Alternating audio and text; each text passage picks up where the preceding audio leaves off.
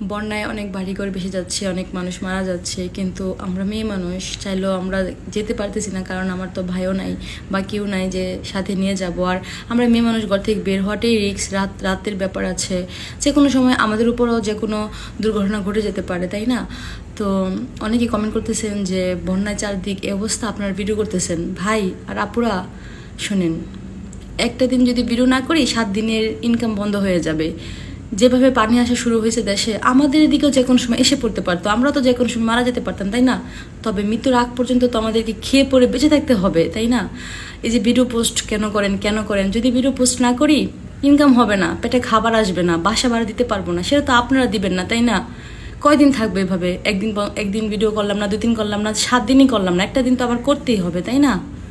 ওই যে বলেন না, আপনারা তো শুধু এটা বলতেই পারেন যে আপনাদের কি কষ্ট হয় না, বন্যায় চারপাশে এমন কি করতে পারবো বলেন তো? আমি একটা মেয়ে মানুষ, ঘরে বসে থেকে কি করতে পারবো?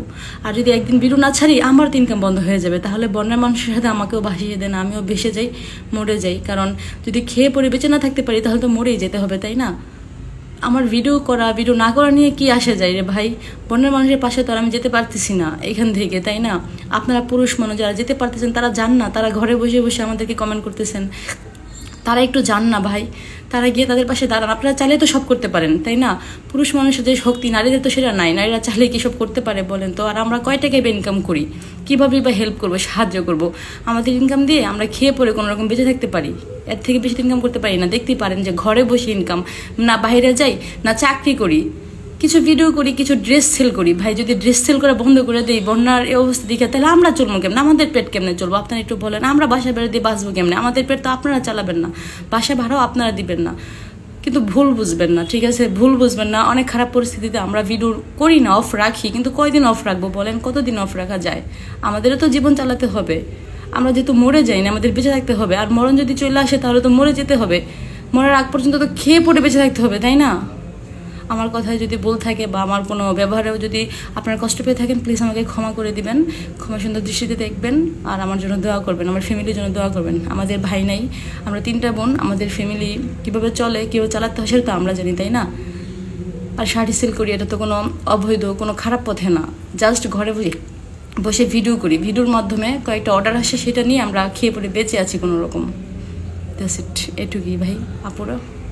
আর যে ভিডিওগুলো পোস্ট করতেছি এগুলো অনেক আগের ভিডিও, এখনও ড্রাফটসে প্রায় 500-600 ভিডিও আছে। দেখতেই পারেন যে নতুন ভিডিও তো না, এগুলো আগেরই ভিডিও। এই ড্রেস পরা আগে অনেক পোস্ট করেছি।